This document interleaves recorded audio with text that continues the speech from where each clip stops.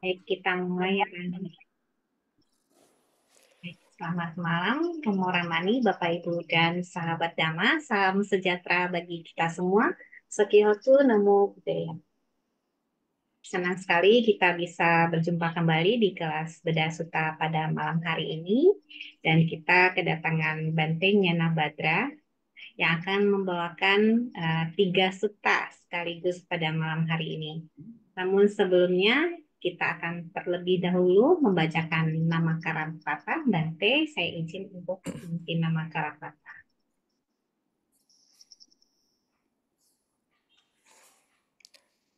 Mari dengan sikap tangan beranjali kita sama-sama membacakan nama Karapata. Arahang sama sambuddho bhagawa Buddhang bhagawantang abhiwadeni Swakato bhagawata dhammo dhammang namasami Supatipanno bhagavato sawaka sangho Sanghang namami.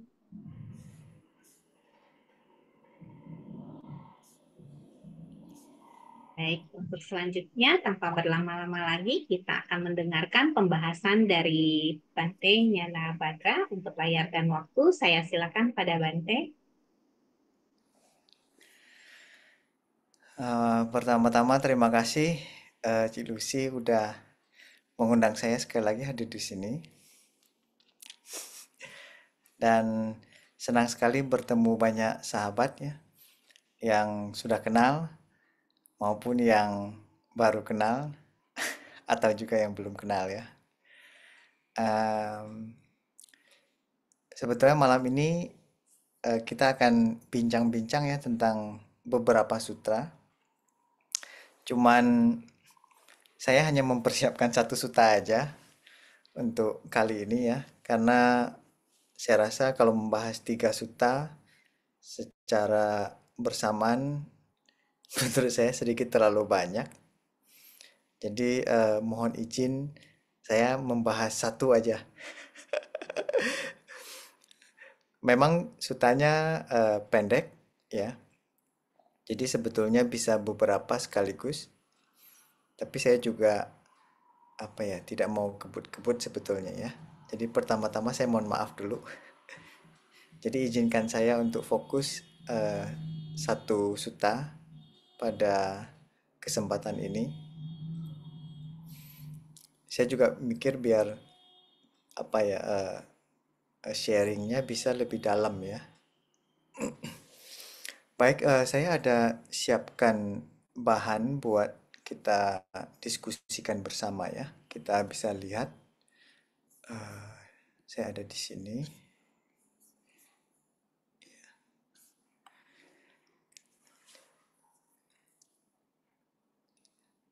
Baik, ini salah satu sutta ya yang disebutkan Pacanika Sutta. Kalau saya terjemahkan menjadi Sutta Pacanika, karena Pacanika ini nama orang. Ya. Anda barangkali sudah banyak mendengar para bante, para suhu ya, atau Romo Pandita ketika mereka berbagi tentang suta-suta tertentu, nama-namanya itu cukup unik. Ya. Ada yang diambil dari nama desa ya, ada suta yang diambil dari nama kota tertentu, nama raja, nama tempat. Nah, kalau suta ini diambil dari nama seorang Brahmana. Kita tahu ya, agama Buddha ini muncul belakangan ya di India sana. Jadi sebelum Siddhartha mencapai penerangan sempurna, mencapai Buddha, sebetulnya di India sudah banyak ya tradisi-tradisi spiritual ya. Ya barangkali kalau saya baca sejarah katanya itu tradisi Brahmaisme ya, Brahmaisme. Bukan Hindu ya. Kalau menurut beberapa sumber yang saya lihat, Hindu itu malah munculnya belakangan, maksudnya beberapa dari tradisi digabungkan, akhirnya dia jadi Hindu. Tapi beda juga ya sama Hindu di Bali ya. Memang ada koneksinya ya, karena melalui perubahan zaman tempat ya cukup banyak perubahan juga terjadi ya. Dan agama Buddha ternyata juga mengalami hal yang serupa ketika agama Buddha mengalir ke apa ya, ke Tibet ya, ke Tiongkok, ke Jepang, Korea ya, kemana-mana banyak juga terjadi perubahan karena dia ada eh, akulturasi ya, bercampur dengan budaya-budaya lokal. Namun kebenaran dari ajaran Buddha itu ya selalu bisa kita lihat ya, walaupun sudah campur. Kadang ada budaya Tionghoa campur sedikit ya, budaya Jepang ya, atau tradisi-tradisi shamanisme atau tradisi Shinto. Ketika kita betul-betul melihat latihan ya, penjernihan pikiran dan meditasi, ternyata kita menemukan intisari dari ajaran Buddha. Ya, baik hari ini kita mau sedikit masuk lebih dalam ya tentang siapa ini Pacanika ini. Ya, orang seperti apa dia? Coba kita lihat ya. Barangkali kita mulai dari nama dulu ya, karena ini nama seseorang ya. Pacanika ini adalah nama seorang Brahmana ya.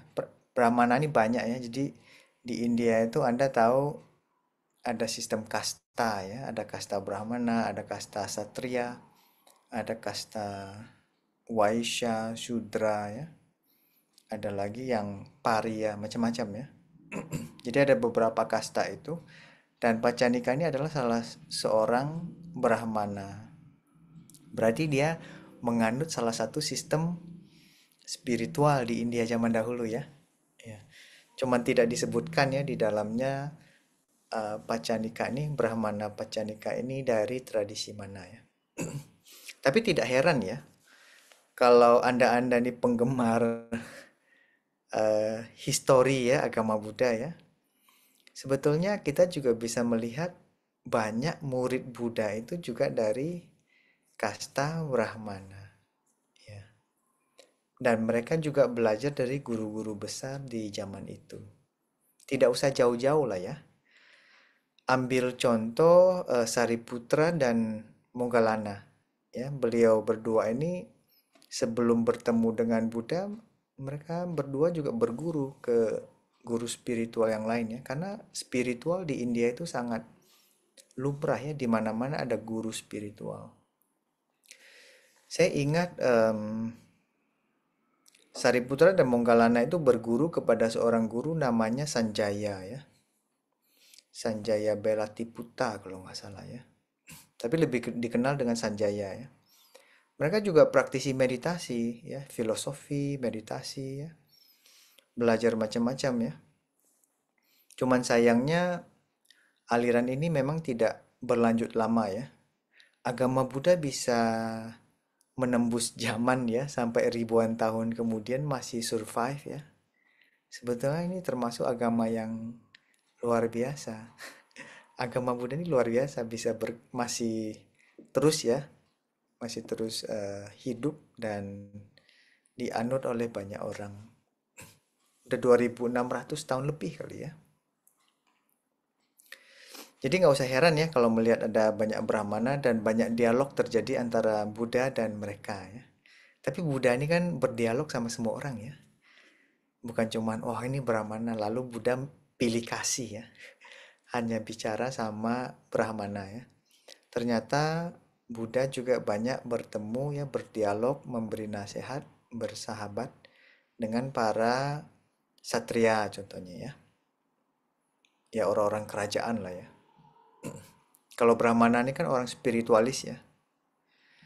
Lebih tertinggi malah ya kalau di India ya. Orang spiritual itu tertinggi. Kemudian baru kerajaan ya. Kerajaan, raja, pangeran, menteri ya. Biasanya dari satria. Lalu turun lagi ada em, Waisya ya, Waisya para pedagang, para bisnismen, bisniswoman ya, atau para pekerja juga termasuk ya. Lalu Waisya itu yang pekerja yang lebih kasar ya, yang kastanya lebih bawah. Kalau Anda tertarik sih boleh ya mencari tahu lebih banyak tentang sistem kasta. Karena gimana pun sistem ini juga sangat berpengaruh ke dalam agama Buddha. Bahkan tradisi-tradisi ini tuh banyak terwariskan ya saya bilang ya. Terwariskan dalam agama Buddha. Kalau Anda lihat baik-baik Anda bisa lihat itu ya, tradisi budaya India atau Brahmaisme apa yang masuk ke dalam agama Buddha. Siddhartha sendiri kan satria ya, dari kalangan kerajaan ya. Cuma belakangan karena dia meninggalkan kemewahan dari apa keluarganya, kemudian menekuni dunia spiritual. Baik, kita kembali lagi ke Pacanika ya. Saya sudah sebutkan di situ ya beberapa artinya. Pacanika juga artinya adalah tidak mudah setuju ya. Ini namanya apa ya? Kalau Indonesia bilangnya keras kepala kali ya. Tukang cari masalah ya, suka membantah. Makanya saya tulisnya di situ ya. Suka membantah ya. Tapi jangan disamakan dengan suka membantahnya anak kecil ya atau remaja ya. Ini orang dewasa yang masih suka membantah ya. Tidak mudah setuju ya. Walaupun kalau saya bilang tidak mudah setuju, sebetulnya tidak negatif-negatif sekali kan. Tapi ini Pacanika ini, ya, Brahmana Pacanika ini berlebihan ya. Overdosis orang bilang ya. Apapun dia maunya membantah ya, suka membantah, tidak mudah setuju ya. Atau ya, senang membuat kontradiksi ya. Kalau orang zaman sekarang bilang drama queen katanya ya. Atau yang tukang suka bikin drama ya. Bukan wanita aja ya. Ini bukan feminisme ya. Tapi pria juga ada ya orang-orang yang mentalnya kurang stabil. Jadi sukanya bikin drama. Apakah ada kaitannya dengan karena orang suka nonton drama ya? Drama Korea masih ramai nggak sih? Saya tidak tahu ya. Karena kita-kita ini nggak nonton. Ya, ada juga baca berita lah ya sedikit ya. Contohnya kita punya presiden baru sekarang ya. Ya tahu lah ya presiden baru kita siapa gitu. Pak Prabowo gitu kan. Atau wakilnya siapa ya dan beberapa menteri ya. Ya lihatlah ya berita ya. Walaupun para bante ya, para suhu, kita tidak terjun terlalu dalam ya di dunia politik atau pemerintah. Tapi ya berita-berita umum kita perlu tahu lah ya. Ya. Barusan kan selesai ya. Siapa-siapa aja yang menarik ya. Ya beberapa informasi itulah para bante juga harus tahu. Jangan buta-buta banget ya. Nanti dibilang, oh saya kan nih biku. Nggak usah tahu yang gitu-gitu gitu. Itu nggak benar juga ya. Tapi jangan semua gosip dikorek-korek. Sana sini ya. Ya itu berlebihan ya. Lagi pula nggak usah lah ya. Baik ya, jadi pertama-tama kita mengenal dulu siapa ini. Pacanika ini adalah seorang Brahmana ya. Dan Anda lihat ya, bagaimana orang tuanya memberikan nama. Jadi kadang-kadang Anda lihatlah ya, apakah etnis Tionghoa, apakah etnis Jawa, atau Sunda, atau Batak ya. Kadang-kadang nama yang diberikan kepada anaknya itu merupakan suatu harapan atau doa. Betul ya. Contohnya dia ingin anaknya penuh cinta kasih ya. Dia kasih nama anaknya ada metanya gitu kan. Ya, atau dia ingin anaknya tumbuh berkembang memiliki banyak kebijaksanaan ya. Bisa aja namanya ada apa gitu Angelin, Panya gitu kan. Dia selipkan ya. Nama anak-anak zaman sekarang tuh panjang-panjang loh. Saya coba baca ya, pernah sini kan kita bikin wisudi ya. Ini baca nama anak-anak zaman sekarang itu macam-macam. kadang campuran bahasa Inggris, kadang campuran bahasa Italia, kadang entah bahasa apa, ya. Terus kalau di kalangan Buddhis bagus juga ya, dia dia mulai memasukkan istilah-istilah Pali ya, apakah meta, karuna, atau mudita, atau panya, ya, yang gitu-gitu ya dimasukkan ya. Jadi ketika baca kita sudah bisa merasakan aura, wah ini Budi sekali nih keluarganya. Jadi pemberian nama ini menarik ya, kita lihat ya. Ini para Bante juga harus memberikan nama biasanya. Nama Wisudi ya. Coba bayangkan ya, kalau orang tua biasanya melahirkan ya anaknya kan satu ya. Kalau misalnya kembar kan ya dua ya, kasih nama dua ya. Bayangkan kita-kita ya. Acara besar seperti Waisa atau Katina kita bikin Wisudi ya. Wisudi biasanya kan ada kartunya kan, kartu Wisudi, ada nama sesuai apa ya, KTP ya, kayak ada informasi, lalu ada nama Buddhisnya. Nama Buddhis ini nih. Pusing kadang-kadang kita mau beri nama ya. Kadang-kadang ada Bante ya. Ini rahasia ya. Saya nggak bilang nama bantainya siapa ya. Dia bilang, aduh ini kasih nama pusing ini katanya. Jadi dia kadang nama apa dia gabung-gabungin ya. Jadi nama gitu kan. Atau kadang-kadang namanya sudah siap beratus-ratus ya. Jadi tinggal di lotre katanya. Gimana Bante bikin nama? Wah gampang itu. Ini daftarnya udah ada ya. Tinggal di lotre aja. Ambil, taruh, taruh ya.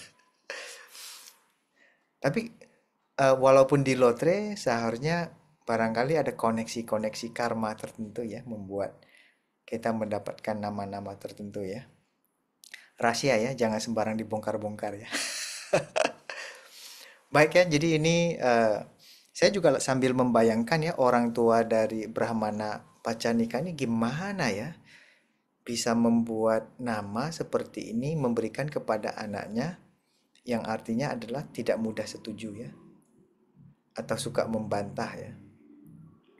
Mungkin mungkin dia orang tuanya punya kekuatan apa ya, sudah bisa membaca duluan ya. Bisa jadi ya. Menarik ya melihat pemberian nama ya. Baiklah, coba kita lanjut ya, biar lebih seru sedikit ya. Apa yang sudah saya siapkan selanjutnya. Nah, sebetulnya ketika seseorang punya sifat tertentu, seseorang punya karakter ya tertentu, kalau dalam agama Buddha ya kita punya suatu istilah namanya wasana ya, yang kalau diterjemahkan dalam bahasa umum ya habit namanya ya. Jadi sebetulnya sifat membantah ini, sifat tidak mudah setuju atau drama ini, kalau dilakukan berulang-ulang, lama-lama dia jadi habit atau kebiasaan. Jadi kebiasaan itu terbentuk karena dia lakukan berulang-ulang. Kalau sesuatu yang kurang bagus kita lakukan berulang-ulang, lama-lama dia jadi habit, ya. Lama-lama dia jadi karakternya kita. Makanya sekarang sekolah-sekolah bicara karakter. Bagaimana sekolah Buddhis ya atau sekolah apapun ya, apakah sekolah umum atau sekolah internasional, mereka berbicara bagaimana membangun suatu karakter yang baik untuk siswa. Ya, penting sekali loh ya membangun karakter dan itu semuanya mulai dari habit. Ya, contohnya habit untuk bangun pagi ya, habit menyapa. Ya, contohnya ada sekolah ya, contohnya sekolah Buddhis ya. Barangkali mereka punya kebijakan contohnya ya. Setiap kali bertemu ya barangkali perlu mengucapkan selamat pagi, selamat siang ya. Atau dengan istilah-istilah tertentu ya. Yang lebih Mahayana biasanya mereka pakai Namo Amitofo ya, ada. Atau mungkin sekolah yang sedikit lebih banyak dipengaruhi Theravada ya bisa Sukihotu ya, Sukihotu, Swatihotu, atau Namo Buddhaya atau beberapa jenis-jenis salam salam Buddhis juga ada ya. Ada juga ya. Ya sekolah lain juga ada sih ya. Contohnya sekolah Islam dia dia punya salam khusus ya. Sekolah Kristen atau Katolik juga ada ya. Ternyata di Indonesia banyak ya sekolah yang dipengaruhi oleh agama ya, atau punya nuansa ya, nuansa agama. Kalau Islam contohnya madrasah gitu ya, pengaruh Islam ya. Atau sekarang juga banyak lah ya sekolah-sekolah yang lebih umum atau yang internasional juga ada ya. Kalau internasional dia mungkin terpengaruh oleh Amerika, kalau tidak ya dari UK ya, United Kingdom atau British ya. Sekarang kan banyak ya. Ada mungkin sistemnya Cambridge ya, atau sistemnya apa gitu, banyak ya, ada ya. Ya kalau saya dulu sih sekolahnya sekolah negeri ya. Sekolah negeri ya lebih umum sih ya. Tidak ada condong ke agama tertentu ya. Ya mungkin saya nggak tahu ya Anda-Anda ini ya. Karena kita sangat terpengaruhi oleh sekolah. Kita menghabiskan waktu berapa puluh tahun coba di sekolah. Kalau Anda mulai dari TK mungkin 2 tahun ya. Sekarang malah ada yang lebih rendah lagi yang playgroup ya. Playgroup berapa lama ya, nanti TK ya, TKA, TKB ya, kindergarten. Ya bisa 2 atau 3 tahun ya. Lalu kalau saya 2 tahun TK dulu ya. Kemudian SD 6 tahun ya. Ya 6 tambah 2 sudah 8 tahun ya. 8 tahun ya. TK 2 tahun, SD 6 tahun ya, 8 tahun. Plus ya, kalau zaman saya masih sebutnya SMP ya. Kalau sekarang sebutnya kelas 7, kelas 8, kelas 9, kelas 10, 11, 12. Kadang saya tuh bingung. Saya tanya, "Dek, kelas berapa?" "Kelas 8." Harus ngitung dulu saya. 7, 8. Oh, kelas 2 SMP. Oh, saya kelas 10, Bante. Aduh, 10 tuh di mana itu ya? 7, 8, 9, 10. Oh, 10 tuh SMA kelas 1 ya. Kayaknya ini otak zaman lama ini belum begitu ini ya. Mereka bilang kelas 10, 11. Ini harus ngitung dulu saya. Ya.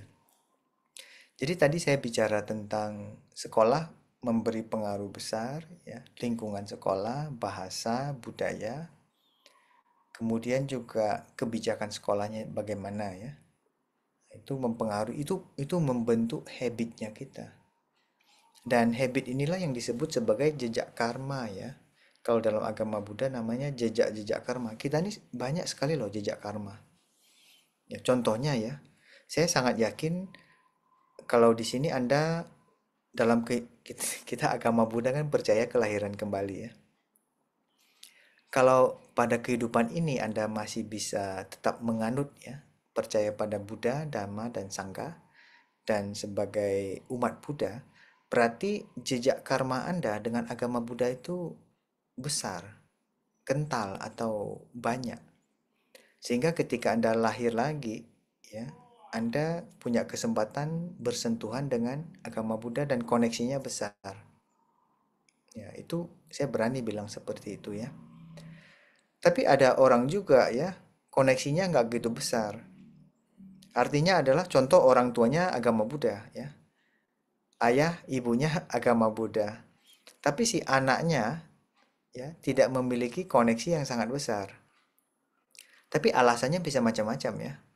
Saya melihat contohnya ada orang tua beragama Buddha ya, lalu mengirimkan anaknya sekolah di contoh ya, sekolah Kristen ya.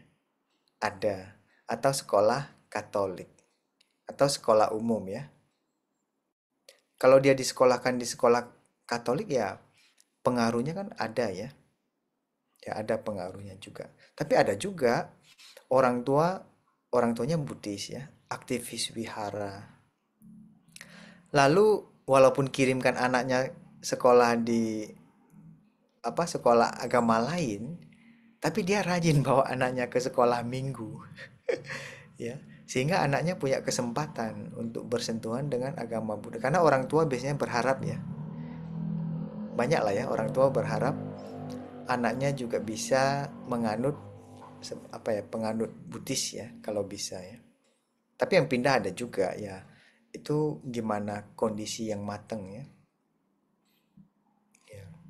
ya gimana kondisi lah ya. Jadi ini tadi saya bicara tentang jejak karma pikiran ya. Jadi kita punya jejak itu ya, sehingga sifat kecenderungan kita berpikir kritis ya itu ada dalam diri kita. Kalau di tradisi saya ya, habit ini juga ada kaitannya dengan satu istilah yang saya taruh di sini ya, namanya bija ya. Kalau anda nih pakar abidama mungkin langsung tahu ya bija itu apa ya. Bija ini dekat dengan istilah bahasa Indonesia biji ya, atau benih ya. Jadi sebetulnya bahasa Indonesia ini banyak loh ya, menyerap istilah-istilah dari Sangsekerta lah ya. Karena dulu di Indonesia itu banyak apa ya, terpengaruhi oleh agama Buddha ya, yang dari tradisi Sangsekerta. Contohnya manusia ya. Manusia itu Sangsekerta loh. Manusia Surya ya. Surya itu matahari ya. Surya, Chandra, apalagi itu ya. Cakrawala ya. Angkasa.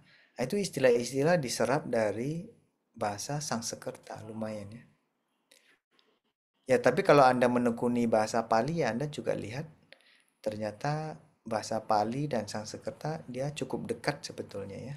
Satu rumpun ya. Cuma ada perbedaan kecil ya. Kadang-kadang contohnya karma dan kama gitu kan. Ya, beda tipis ya. Betty orang bilang ya. Oke, jadi ini juga salah satu renungan. Semoga Anda nanti bisa lihat ya. Ya, habit seperti apa yang Anda punya. Tapi habit ini jangan langsung Anda kaitkan dengan negatif ya. Karena ada habit yang bagus juga ya, ada yang kurang bagus. Baik, sampai sini ya kita bicara habitnya. Mari kita kembali lagi ya.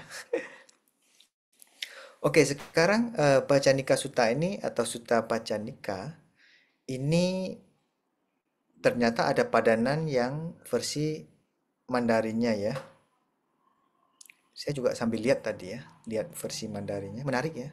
Saya coba bandingkan dua apa sutta yang versi bahasa Tiongkok kuno ya, Kuwen namanya ya, sama yang bahasa Pali. Kalau bahasa Pali saya kan kurang bagus ya, cuman mengenali beberapa istilah saja.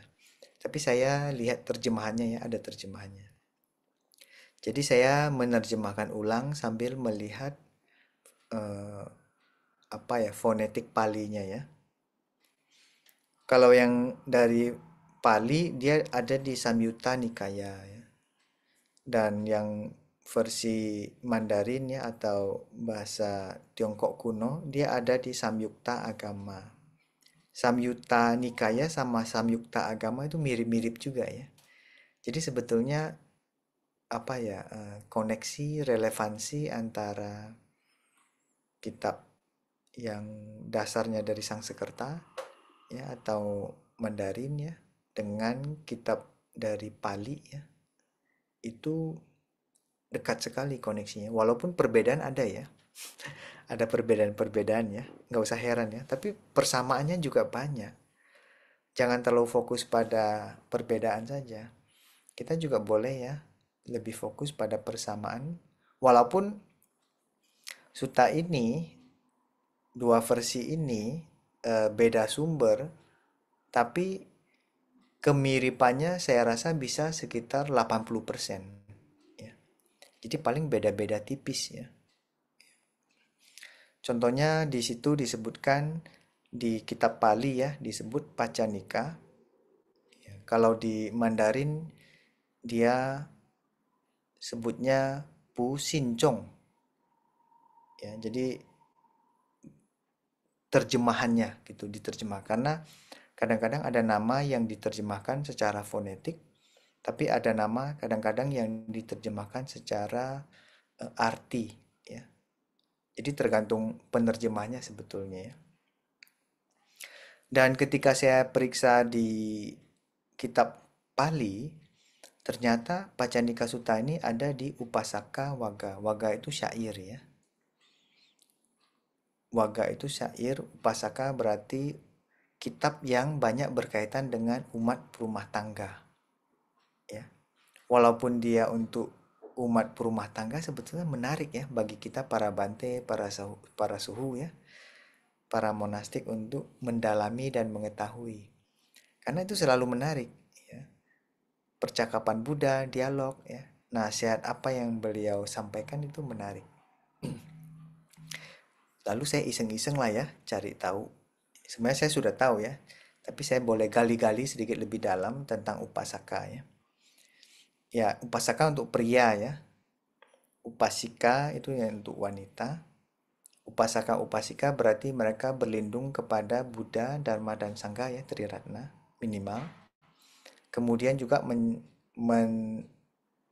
berkomitmen melaksanakan Pancasila Buddhis. Cuma zaman sekarang ini macam-macam ya. Ada yang cuma Tisarana ya, tidak ada tidak ada Pancasila Buddhisnya.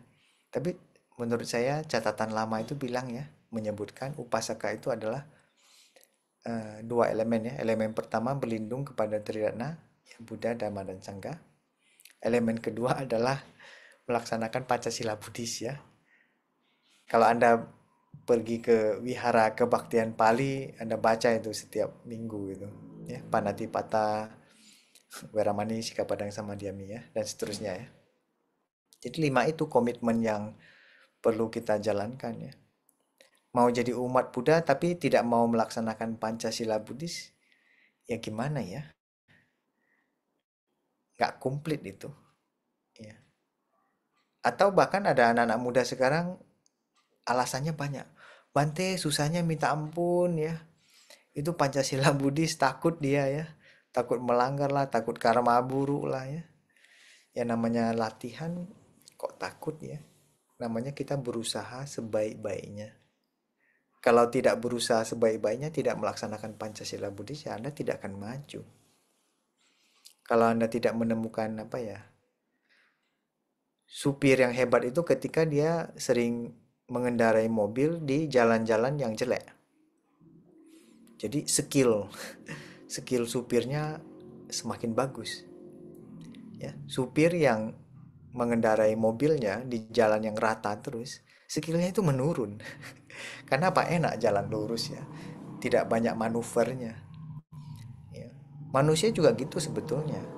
Ketika kita menghadapi masalah, itu adalah kesempatan terbesar kita untuk maju. Kalau dikasih enak-enak terus ya lama-lama kita jadi loyo, jadi memble. Tidak punya kekuatan ya. Banyak ya anak-anak sekarang itu ya. Ditoel dikit langsung aduh gitu. Namanya apa ya? Mental tahu ya. Mental tahu ditoel dikit dia hancur. Makanya sekarang orang sibuk bicara tentang kesehatan mental ya. Karena mentalnya itu nggak tahan banting. Mentalnya orang-orang generasi atasnya tampaknya lebih tahan banting kayaknya ya. Tapi jangan tanya saya kenapa ya. Saya juga sambil cari tahu kenapa anak-anak muda sekarang itu urusan mentalnya itu lemah ya. Banyak ya. Nggak, bukan generalisasi ya, tapi banyak ya kejadian seperti itu. Tapi ada bagusnya juga. Akhirnya dia bilang, oh kesehatan mental ya. Lalu terpikirnya adalah harus meditasi, baca mantra ya, mindfulness. Semua dia tekuni. Ada bagusnya juga ya. Minimal dia cari solusi yang bagus lah ya. Tapi ada juga yang karena kesulitan ya, frustasi, galau, akhirnya dia menutupi kegalauan, frustasinya dengan cara-cara yang nggak benar ya. Alkohol lah ya, nonton pornografi lah, atau apa ya, ngobat lah ya, macam-macam. Itu juga banyak ya masalah-masalah zaman sekarang ya. Atau belanja ya, hedon ya, hedon, konsumerisme ya, makan banyak-banyak, ujung-ujungnya kena obesitas.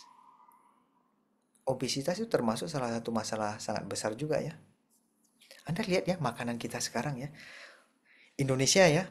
Kalau kawan-kawan saya dari luar negeri datang ke Indonesia, dia tanya, kenapa Indonesia ini banyak goreng-goreng?" Dia bilang. Coba kamu bayangkan ya, sorry ya. Saya bukan bukan kritik ya. Eh, nasi, nasi goreng, ya. eh, mie goreng, bihun goreng, ayam goreng, tempe goreng, tahu goreng, semua digoreng.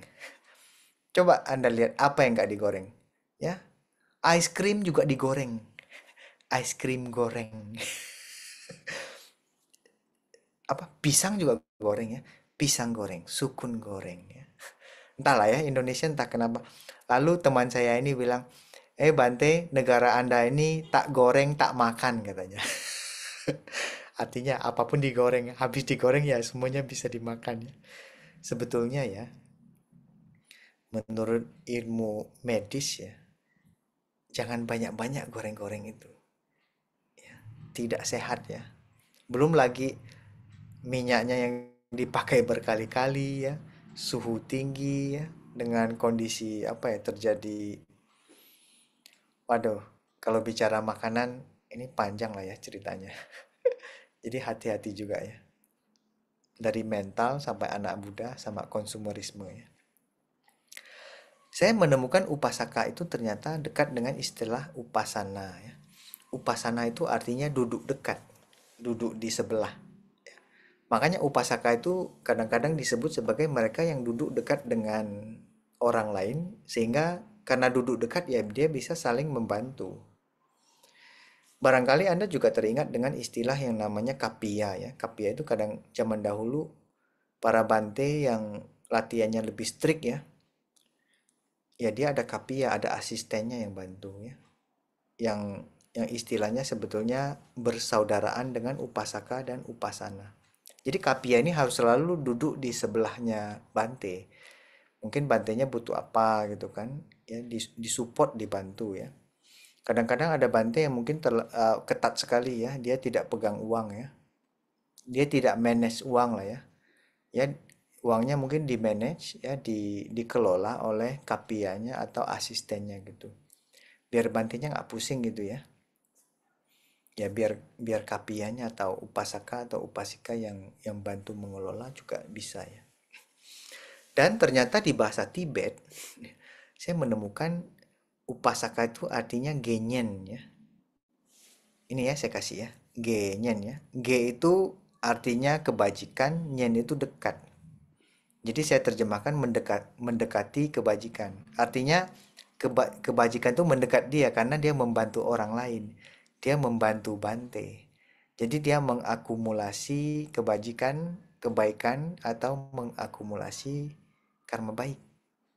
Ya, karena dia membantu seorang Bante ya, atau membantu seorang biku atau membantu orang lain. Jadi upasaka sebetulnya adalah mereka yang beraspirasi untuk melakukan perbuatan baik ya, sehingga dia mendapatkan kebajikan atau karma baik. Memang begitu ya sistem agama Buddha ya yang diajarkan. Cocok ya? Ya. Apakah dia dari uh, Tibet ya, tradisi Tibet ya, penjelasannya demikian di apa Pali ya, kitabnya Pali juga demikian. Oke, ini hanya beberapa informasi tentang sutta ini ya. Oke, kita lihat selanjutnya. Oke, sekarang barangkali kita masuk ke sedikit detailnya ya. Ya, Sutta Pacanika ini. Jadi Pacanika ini adalah seorang Brahmana ya, dia mengetahui Buddha sedang berada di Sawati ya. Ternyata Sawati ini banyak, saya boleh bilang ya, Sawati ini adalah area ya atau kota atau daerah yang paling banyak disebut ya. Tapi kadang-kadang ada juga ya Rajagaha ya, Rajagir ya, sekarang Rajagir namanya. Rajagaha ya, Sawati, ada juga di puncak Burung Nasar ya, Gereja Kuta ya. Di mana lagi ya? Ada beberapa tempat sih ya yang sering disebut ya. Berarti tempat-tempat inilah sebetulnya Buddha banyak tinggal di sana. Ya. Karena banyak tinggal di sana juga banyak pembabaran ya di sana. Dan bagusnya adalah sutta-sutta dalam agama Buddha itu selalu disebutkan Buddha sedang berada di mana, bersama siapa, di daerah mana, bertemu dengan siapa ya. Nah, ini disebutkan di Sawati ya. Lalu Pacanika ini mendengar, ini ada seorang manusia bijaksana ya, betapa Gotama ya, Buddha ya, sedang ada di sebelah sana. Muncullah ya, karena dia punya kebiasaan iseng ya. Ya, Pacanika ini iseng katanya. Iseng dan suka tidak setuju atau membantah. Jadi muncul keisengannya dia ya. Gak boleh saya bilang jahat lah ya. Dia iseng untuk membantah semua ucapan Buddha. Karena dia merasa bahagia dengan bisa membantah ucapan orang lain. Ada ya? Manusia zaman sekarang mungkin juga banyak ya yang iseng seperti itu ya. Walaupun dia salah tapi dia mau bantah. Ngoceh aja terus. Karena dia ada kebahagiaan tertentu ketika membantah ucapan orang lain ya. Mohon jangan ikut ya. Jadi dia ingin membantah semua ucapan Buddha ya. Pergilah dia ke sana ya, tempat Buddha nginap ya, tempatnya Buddha di situ di Sawati, area situ. Lalu saat itu di dalam sutta ya, ini saya kombinasi ya, versi Mandarin dan versi versi apa Pali. Di situ dijelaskan bahwa Buddha sedang berjalan dengan penuh kesadarannya. Saya rasa Buddha ini setiap kali berjalan pasti penuh berkesadaran. Mindful walking lah ya, saya kasih kurung ya dalam bahasa Inggrisnya. Cuma kita juga perlu ya, setiap kali berjalan, berjalanlah dengan penuh kesadaran. Jangan tergesa-gesa, jangan kasak kusuk ya. Jangan jalannya lenggok-lenggak gitu. Terus karena kalau jalan di Jakarta tuh bahaya loh. Ya sini ada perbaikan jalan, sini ada gali selokan ya, sini gali kabel macam-macam. Kalau kurang mindful, kurang hati-hati, kurang penuh perhatian, itu ada lubang jatuh. Ada beberapa umat itu yang lapor ke saya. Bante, saya sakit pinggang ini katanya, tulang ekornya apa apa dia pernah jalan terus entah gimana jatuh ya, kurang mindful, terus terduduk gitu kan. Ya, jatuh karena apa ya, kasak kusuk ya, karena tergesa-gesa, kurang penuh kesadaran, jalan terus duduk jatuh. Ya, jatuh terduduk ya, tulang ekornya kena katanya. Itu gara-gara itu saja berbulan-bulan duduknya susah. Ya, bayangkan nggak? Anda duduk sekarang nyaman kan? Kursinya empuk ya. Mungkin duduk di sofa gitu kan. Nggak ada problem kan dengan tulang ekor Anda? Tidak ada problem kan dengan punggung Anda? Anda harus bersyukur loh. Dia itu teman saya itu tuh umat itu. Dia bilang, aduh Bante, duduk itu menderita katanya. Tapi berdiri juga menderita. Ya berdiri terlalu lama kan pegel juga, kan harus duduk ya. Pernah Anda merasakan duduk sakit, berdiri juga sakit? Gak tahu ya, berbaring sakit nggak ya? Kesian ya. Jadi Buddha sedang berjalan dengan penuh kesadaran ya. Jadi kelihatan gitu ya. Lalu Pacanika ini menghampiri Buddha, ya. Menghampiri Buddha, mau menantang lah ya. Siapa tahu setelah menantang orang yang disebut sebagai Buddha dan dia bisa membantah atau berdebat ya dengan Buddha, kalau dia menang itu ya pansos orang bilang ya. Pansos tahu untuk mendapatkan ketenaran dia panjat sosial namanya ya. Banyak sekarang ya, ada ya. Apalagi dunia medsos ya. Lalu ketika Pacanika tiba dan melihat Buddha sedang berjalan dengan penuh kesadaran, apa yang dia lakukan? Ya. Lalu Pacanika bilang ya, sembari berjalan menghampiri Buddha, Pacanika bilang, babarkanlah ajaranmu. Mungkin nadanya itu tidak seperti yang saya ucapkan tadi ya. Barangkali nadanya itu menantang gitu ya. Karena apa? Biar Buddha membabarkan ajarannya, lalu Pacanika ini ingin membantahnya. Ingin apa ya? Menyatakan ketidaksetujuannya. Ya, lalu walaupun Buddha sedang apa berjalan dengan penuh kesadaran ya, sambil jalan ya, Buddha tidak berhenti ya. Jadi mereka berjalan bersama, lalu dengan suara menantang, suara yang lantang ya, kurang sopan kali ya. Kalau kita bertemu Buddha sopan kali ya. Jangankan ketemu Buddha lah ya, ketemu Bante, ketemu suhu ya. Kita juga mungkin Anjali, Omitofo, Namo Buddhaya ya. Apa kabar Bante? Selamat pagi, selamat siang ya. Swati Hotu dan sejenisnya ya. Kalau ini datang-datang dia langsung, coba Anda babarkan ajaranmu katanya, menantang gitu ya. Kalau Buddha ini penuh kesadaran ya, damai dan tenang. Jadi ketika ditantang seperti itu ya Buddha tidak merasa tertantang atau tersaingi ya. Malah saya yakin ya Buddha ini malah bisa memancarkan kasih sayang ya atau memancarkan karuna. Karena dengan suaranya seperti itu Buddha sebetulnya sadar ya. Ini orang datang mau bikin masalah ini. Ini orang mau bikin drama. Kalau ada orang nantang Anda gimana? Apa reaksi Anda? Tanyakan ya pada diri sendiri ya. Reaksi Anda apa ketika ada orang nantang-nantang? Tapi ini pelajaran bagus loh dari Buddha ya. Ada orang menantang Buddha, beliau malah menyampaikan nasihat dalam bentuk syair. Kalau Anda ada orang datang menantang Anda, lalu Anda memberi nasihat, itu ribut juga itu. Tampaknya hanya Buddha yang memiliki apa ya aura, memiliki apa ya pembawaan ketika beliau menyampaikan sesuatu, ada ya yang mau mendengarkan ya. Tergantung lah ya auranya seperti apa ya. Kalau Buddha ya beliau menyampaikan syair nasihat, barangkali orang bisa dengar kali ya. Ya dengan kekuatannya ya. Apa yang disampaikan beliau, ini saya terjemahkan ulang ya, karena saya baca bolak-balik, Inggrisnya itu nggak jelas. Jadi saya sambil melihat yang versi Mandarin juga ya. Nasihat Buddha apa? Ya, jadi Buddha membacakan ya, memberikan nasihat dengan membacakan dua syair. Syair pertama ini, mereka yang gemar membantah, ya, kayaknya Buddha juga tahu, ini orang tukang bantah ini, ya, ya, tukang tidak setuju ya. Jadi Buddha bilang mereka ya, yang gemar membantah, pikirannya ternodai ya, berarti banyak toksin kali ya.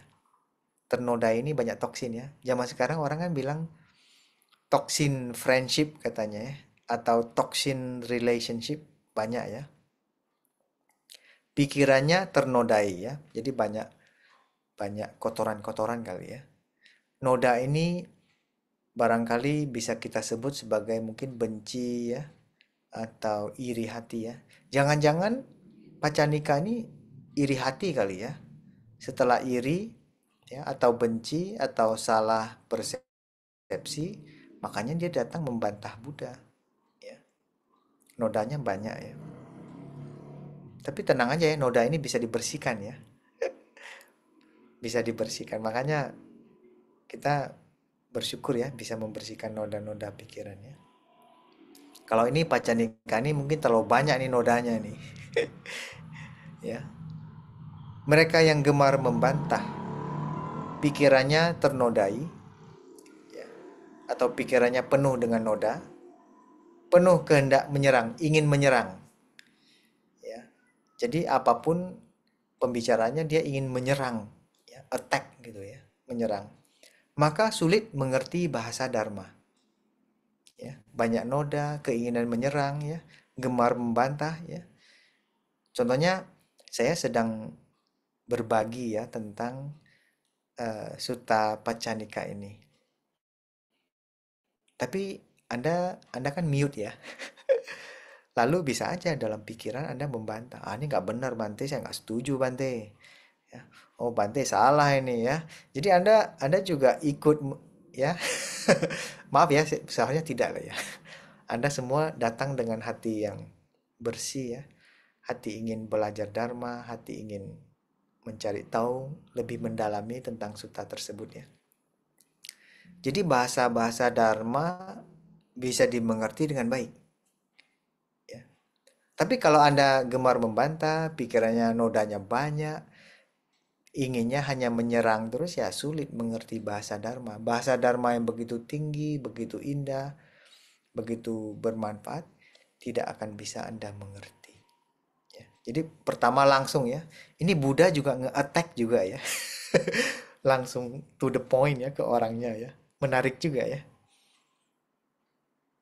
Tapi masih sopan ya, masih ya penuh bersahabat ya. Coba kita lihat ya, syair kedua Buddha bilang apa? Ini versi Pali ya. Mereka yang gemar membaca ini udah tadi ya. Maka sulit mengerti bahasa Dharma ya. Namun, nah ini syair kedua ya. Namun ketika tiada lagi kehendak untuk menyerang ya, tadi dibilang menyerang ya. Namun ketika tiada lagi kehendak untuk menyerang ya. Kalau kita berbicara sama orang lain masa dengan pikiran ingin menyerang ya, itu cari masalah namanya ya.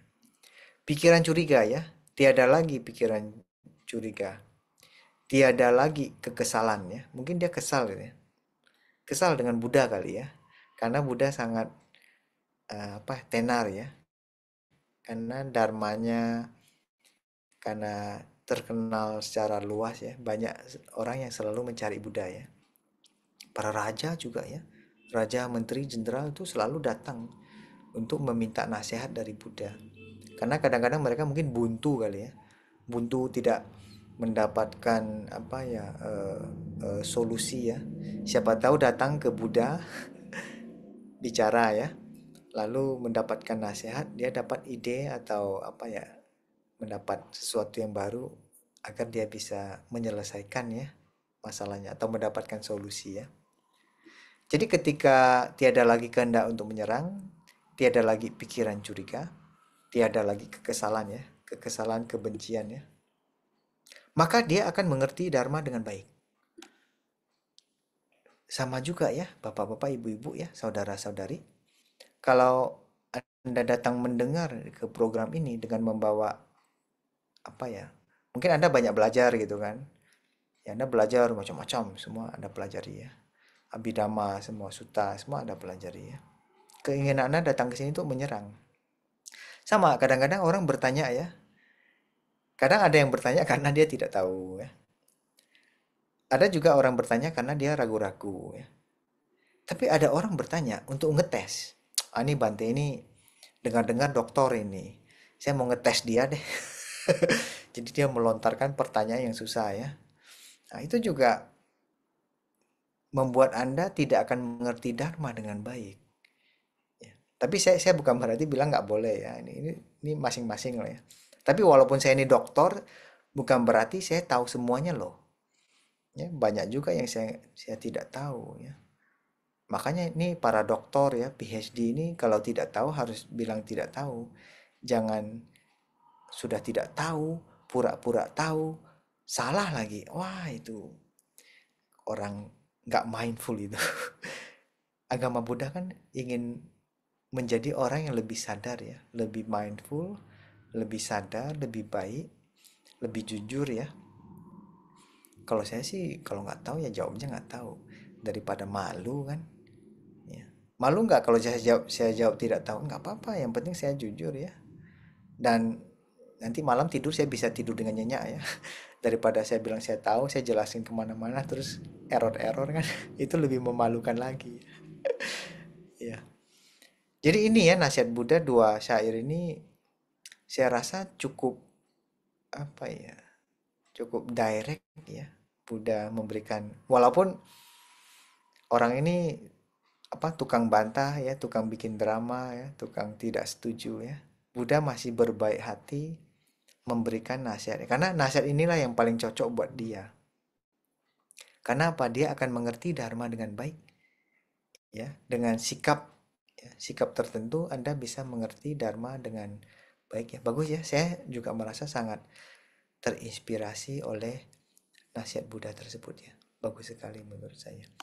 Nah, sekarang versi Kuan ya, versi Mandarin ya. Kita coba lihat ya. Kalau versi Pali tadi demikian, versi Mandarinnya atau bahasa Tiongkok kunonya seperti apa. Nah, ini saya ambil ya, saya terjemahkan ulang ya. Itu disebutkan sabda Buddha ya dalam bentuk syair kepada Pacanika ya. Saya terjemahkan menjadi ada keberatan ya. Keberatannya saya tebalkan ya, maka Dharma tidak merespon. Keberatan itu artinya halangan. Ya. Jika Anda sendiri bikin keberatan atau bikin suatu halangan, maka Dharma tidak merespon. Dharma tidak akan memberi efek kepada Anda. Ya, Anda mendengarkan Dharma tapi tidak merespon atau tidak punya efek. Atau tidak memberikan efek kali ya. Jika ada keberatan atau halangan, maka Dharma tidak akan memberikan efek. Contohnya kalau panas Anda pergi keluar, ya, Anda bisa mendapatkan sinar matahari langsung kan. Tapi kalau Anda bawa payung ya sinar mataharinya terhalang, ya, terhalang oleh matahari. Anda tidak mendapatkan sinar mataharinya kan. Sama seperti Dharma ya. Jadi Anda kalau bikin penghalang, ya, karena penghalangnya makanya dia jadi keberatan, ya, menjadi berat. Maka Dharma tidak akan memberikan efek. Halangannya seperti apa? Nah, itu di bawah. Mereka yang tidak mudah menerima penjelasan ya. Jadi yang penting saya jelaskan apapun Anda selalu bisa membantah. Ya, mungkin karena apa ya, kesel atau karena iri hati ya. Nah, itu halangannya. Nah, kalau syair dalam ini dia bicara halangan. Anda bikin halangan sendiri sehingga Anda tidak mendapatkan manfaat dharma. Ya. Halangan selanjutnya apa? Mereka yang mengacaukan pikirannya sendiri. Ya, dia usik pikirannya, dia kacaukan pikirannya sendiri sehingga dharma yang dibabarkan, dharma yang sedang Anda dengarkan tidak akan merespon, tidak akan memberikan efek baik buat Anda. Walaupun Anda sedang mendengar dharma ini, ya. Kalau sambil mendengarkan dharma, sambil Anda komentar terus dalam pikiran, ya dharmanya tidak akan masuk ke dalam hatimu. Kan sayang ya. Ngapain Anda habisin kuota ya, habisin waktu ya, nongkrong di depan handphone atau komputer ya untuk mendengarkan saya. Ya, kalau Anda menciptakan kekacauan pikirannya. Halangan berikutnya apa? Mereka yang menyerang pendapat orang lain. Ya. Jadi dharma yang disampaikan tidak akan memberikan respon, tidak akan memberikan efek baik karena Anda menciptakan penghalang, yaitu tidak mudah menerima penjelasan. Anda yang mengacaukan pikirannya sendiri ya, mengusik ya, mengaduk-aduk pikirannya dan dengan niat menyerang pendapat orang lain. Bahasanya sedikit beda ya dengan yang Pali ya. Tapi inti-intinya saya bisa simpulkan mirip sekali ya.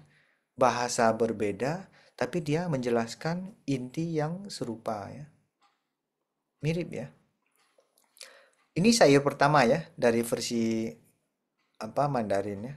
Lalu mari kita coba lihat ya versi apa syair kedua ya. Syair keduanya adalah jika pikiran menjauh dari keributan ya. Pikiran kita ini suka bikin keributan kan. Sering itu tiap hari.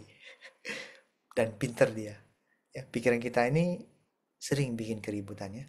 Jika pikiran menjauh dari keributan, menjauh dari kekacauan akibat keributan, mampu berdamai dengan keributan, ya, berdamainya saya ini ya, tebalkan ya, berdamai dengan keributan, maka orang demikian mengerti bahasa Dharma. Ya, maksudnya adalah pembabaran Dharma, sharing Dharma, ya, mendengarkan Dharma, dia bisa mendengarkan dengan baik karena pikirannya itu nggak ribut, pikirannya itu tidak kacau, dan dia sudah berdamai dengan pikirannya, dan keributannya sudah reda. Dalam kondisi demikian, berarti kita menciptakan kondisi-kondisi baik agar Dharma yang disampaikan bisa dimengerti dengan baik oleh Anda semua. Benar ya demikian ya? Saya merasa sangat bagus sekali ya eh, pemaparan apa ya nasihat dari Buddha. Walaupun nasihatnya itu kepada orang yang mengesalkan, karena dia tukang bikin drama, dia tukang tidak setuju ya kepada Pacanika ini. Jadi saya rasa ini sangat bagus sekali ya. Lalu ini selesai ya. Dan sebetulnya ada beberapa kisah lagi ya, ada beberapa keterangan lagi dalam Sutta tersebut itu disebutkan ya, tiba-tiba Pacanika itu terkesima dengan dua syair itu ya. Dua syair itu memberikan suatu pengaruh yang sangat besar kepada Pacanika. Lalu dibilang, wah luar biasa sekali ya. Dia datang untuk membantah Buddha, akhirnya batal. Nggak jadi membantah ya. Karena nasihat Buddha, mungkin juga karena auranya dari Buddha atau gaya bicaranya Buddha, sehingga awalnya dia punya niat jelek ya untuk membantah atau berdebat dengan Buddha, akhirnya dia berubah gitu. Anda juga bisa seperti itu kan? Contohnya ada orang yang sengaja datang mau berdebat dengan Anda. Kalau cara Anda terampil, bahasa Anda bagus, Anda bisa merubah orang itu. Yang awalnya dia punya niat jahat itu bisa berubah menjadi niat baik. Yang tadinya mau berantem ya, akhirnya batal. Ya, jadi ucapan Anda ini bisa sangat berpengaruh bagi orang lain. Ya, bagus sekali ya. Lalu disebutkan ya, jadi Pacanika itu terkesima. Wah, luar biasa, bagus sekali ya. Anda petapa Gotama ya, Anda luar biasa katanya. Anda seperti orang yang membuka tabir ya, menerangi ruangan yang gelap ya. Anda seperti orang yang menerangi yang gelap. Anda membuat orang yang tidak tahu menjadi tahu ya. Seperti orang yang membawa pelita di dalam kegelapan. Ya. Sehingga orang bisa melihat jalan dengan baik. Benar ya? Jadi orang-orang zaman dahulu tuh ketika mau memuji, dia juga menggunakan bahasa-bahasa prosa ya, bahasa indah ya untuk disampaikan sehingga terdengarnya juga bagus ya. Jadi dia akhirnya mau berdebat dengan Buddha, mau membantah Buddha, akhirnya berbalik ya, malah datang memuji ya, saking bagusnya apa yang disampaikan Buddha ya. Lalu beberapa kisah di bawah itu menyebutkan Pacanika itu langsung bersujud ya, memberi hormat kepada Buddha. Lalu dia bilang, Petapa Gotama ya, mulai hari ini ya, saya takluk sama Anda. Ya, saya sangat salut ya dengan ajaran Anda. Mohon menjadi saksi bagi saya. Mulai hari ini saya berlindung kepada Buddha, ya. Saya berlindung kepada Dharma, ajaran ya Anda, dan saya berlindung kepada Sangga ya. Jadi dari Brahmana akhirnya dia menjadi murid Buddha ya. Dan dia malah merasa tertarik ya sama ajaran Buddha ya. Oke, saya rasa demikian ya, beberapa ini ya. Anda lihat ya, memang sih bagus ya kalau bisa sekaligus 3 in 1 ya, 3 suta kita bahas sampai habis. Tapi saya rasa membahas satu suta dengan cara demikian kita bisa masuk sangat dalam ya. Ini mohon maaf ya, bukan bukan apa ya, mengejar setoran atau bukan ya. Tapi barangkali walaupun cuman bahas satu, ya saya rasa bisa cukup dalam dan pemahaman kita ya sama-sama ya, pemahaman dari saya dan pemahaman dari Anda juga bisa dalam tentang ini ya. Oke, baik demikian sharing dari saya tentang Pacanika Sutta ya. Terima kasih. Ya, saya kembalikan kepada moderatornya ya. Baik, terima kasih Bante. Sadu, sadu, sadu. Luar biasa sekali. Sekarang saatnya sesi kita bisa buat Bapak Ibu yang ingin bertanya pada Bante, boleh silakan raise hand seputaran tentang Sutta pada malam hari ini.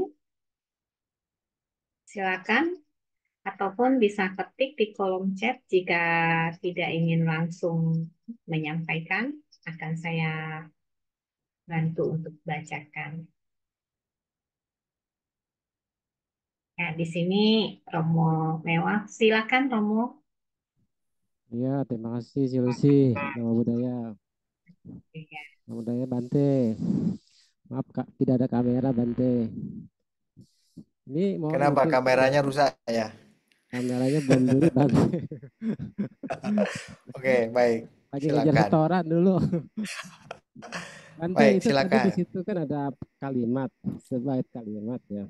Tentang Buddha ketika berjalan dengan kesadaran atau walking mindful. Apa bisa Hmm. dikategorikan sebagai cangkamana Bante? Istilah palinya. Sebagai apa? Apakah bisa dikatakan sedang cangkamana atau meditasi jalan? Jangka mana saya nggak tahu apa. Coba kasih tahu saya. Cangkamana meditasi jalan Bante, mengamati gerak gerak ke jalan kaki itu. Oh, Jadi mengangkat, oke. iya, kemudian Oh, baik. mengayun, kemudian meletakkan gitu Bante. Apakah dikategorikan seperti itu cangkamana? Hmm. Baik, terima kasih pertanyaannya. Langsung jawab ya, Cilusi atau bagaimana? Iya, langsung Bante. Baik. Oke, ternyata istilahnya cangkamana ya. Saya juga pernah ikut latihan berkali-kali ya, tradisi Theravada ya, tradisi dari Myanmar ya, saya ikut berkali-kali dan memang kita diajarkan ya, hmm, meditasi jalan ya, mindful walking yang pelan, pelan sekali. Pertama-tama kita diajarkan jalannya sedikit lebih cepat ya, kiri dan kanan saja, memperhatikan kiri dan kanan. Step satu. Step berikutnya dia sedikit lebih pelan ya, lebih dipelankan. Kemudian menyadari kaki diangkat ya, didorong terus diletakkan. Ya, dia banyak stepnya itu ya. Terus ada yang angkat ya, dorong ya, kemudian letakkan. Terus ketika meletakkan mana dulu, atas atau bawah ya. Terus dia nambah lagi stepnya ya. Ada yang mungkin naiknya gimana ya. Terus dorong sedikit ya, dorong ke depan, turunkan. Jadi ini adalah suatu pelatihan sebetulnya ya. Pelatihan agar nanti ketika kita berjalan normal ya, kita bisa lebih, kesadarannya bisa lebih tinggi ya. Sehingga setiap kali berjalan kesadaran kita bisa lebih tinggi. Kalau Buddha ya setiap langkah seharusnya sudah penuh kesadaran ya. Saya ada baca ya beberapa komentar menyebutkan itu adalah alamiahnya Buddha ketika beliau berjalan.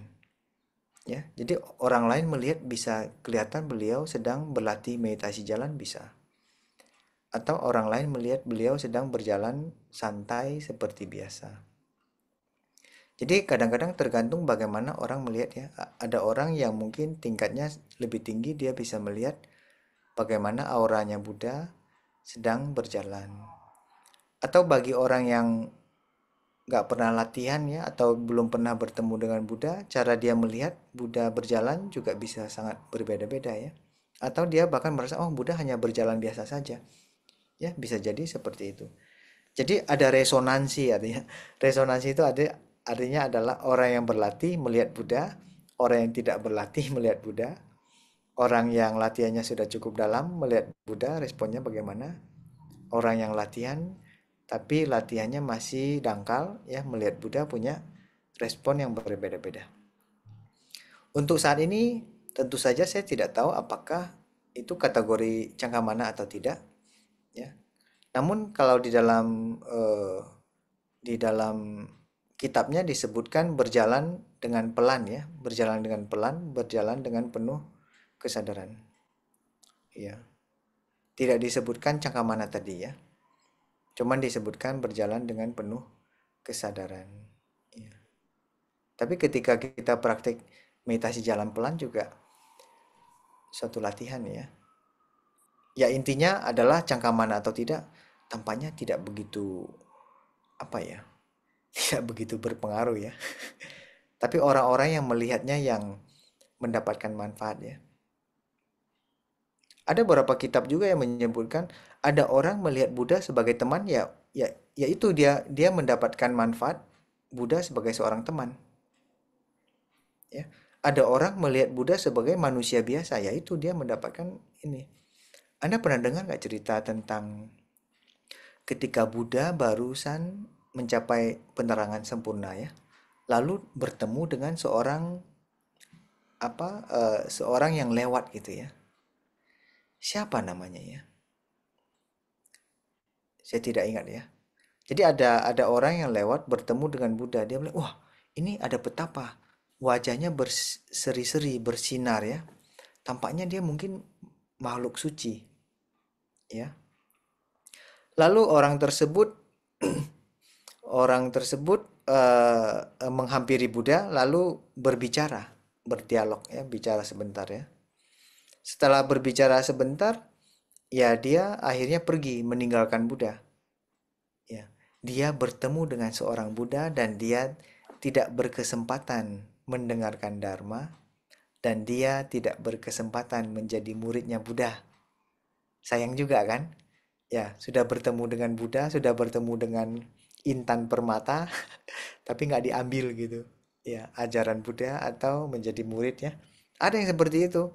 Karena kondisinya ya belum mateng untuk menjadi murid Buddha atau mendengarkan Dharma.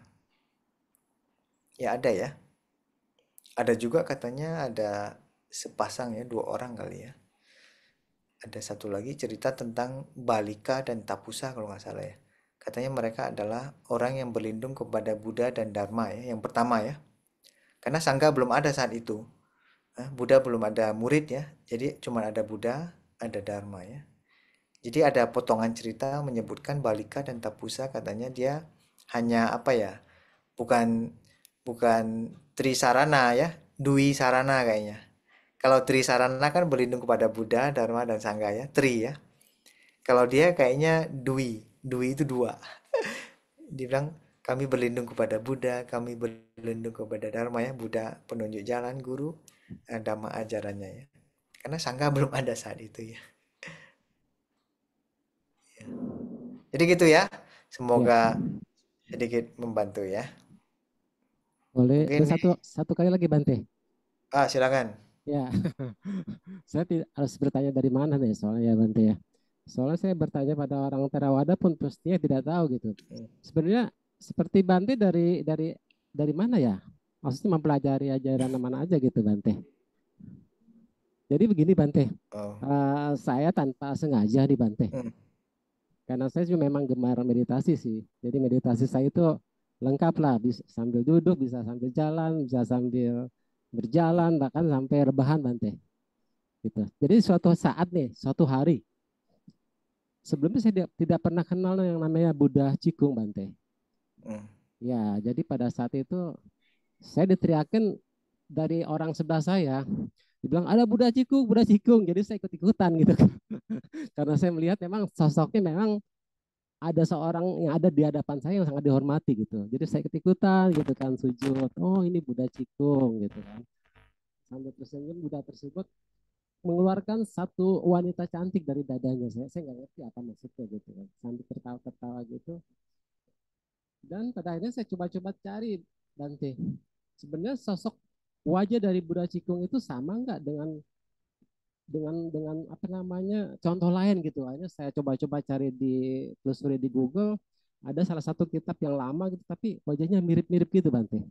Jadi yang tadinya saya temukan di di dimensi lain, kemudian saya cocokkan di Google gitu. Ternyata ada kesamaan di situ.